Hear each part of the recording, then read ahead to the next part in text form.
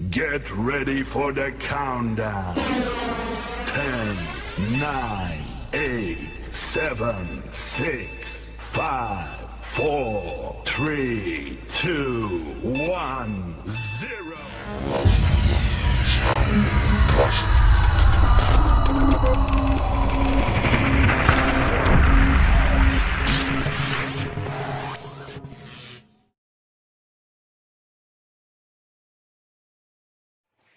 Assalamualaikum warahmatullahi wabarakatuh.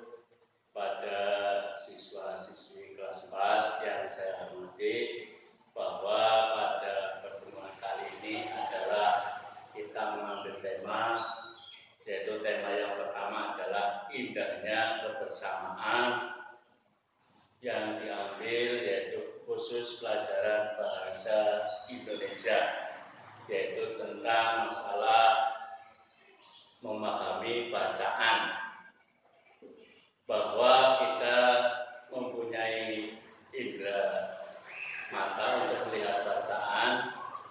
Bacaan inilah yang kita perlu pahami untuk menambah pengetahuan.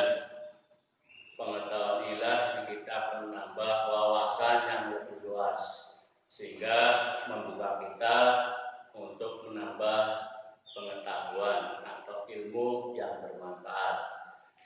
Yang perlu dipahami dalam pelajaran kaitan dengan masalah bacaan, yang pertama adalah ada istilah paragraf, kemudian ada istilah gagasan pokok, ada istilah ide yang perlu kita pahami. Nah, yang pertama adalah kita memahami teks satu bacaan. Yang perlu kita ketahui ada dua kategori. Yang pertama adalah teks tulis, kemudian yang kedua adalah teks lisan. Ya, teks tulis kita lihat dari cerita petualangan, ya, kaitannya dengan pengalaman yang ada di sekitar kita, misalnya pergi ke sawah, ya, bantu orang tua. Kita bisa dalam satu bacaan itu judulnya adalah membantu orang tua di sawah. Kemudian dalam teks lisan yaitu masalah dialog atau percakapan dua orang. Di situ ada misalkan ketika kita mau telepon dengan orang tua, misalkan kita telepon, "Assalamualaikum, Ma. Apa kabar?" Menjawab, "Baik." Karena bagaimana, Nak? Baik-baik aja di rumah, sehat selalu. Ini salah satu contoh yaitu percakapan atau dialog, yaitu teks lisan. Nah, kemudian yang pertama kaitan dengan teks tulis, di situ ada susunan beberapa paragraf. Paragraf adalah susunan berapa kalimat. Dan kalimat itu bisa diartikan susunan berapa kata. Nah, kata susunan berapa subkata, subkata berapa susunan huruf. Nah, yang perlu kita amati dalam paragraf itu bisa lebih dari beberapa kalimat.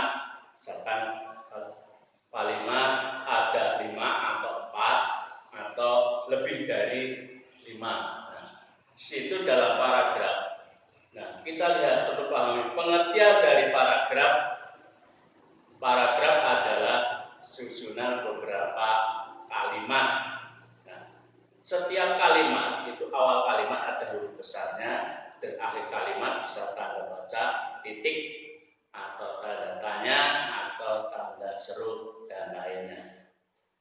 Nah, dalam paragraf tersebut, dari beberapa kalimat yang tersusun rapi, yang baik, bagus dalam teks tertulis atau bacaan, di situ ada gagasan pokok yang perlu kita ketahui.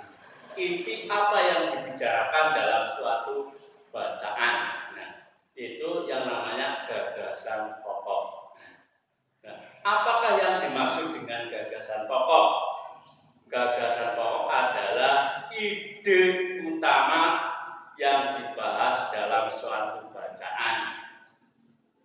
yang dapat berupa kalimat inti atau pokok paragraf di situ. Kemudian dalam satu paragraf itu ada gagasan pokok atau kalimat utama atau inti yang dibicarakan. Di situ ada gagasan pendukung atau kalimat tambahan, sehingga untuk memperjelas dalam satu bacaan tersebut.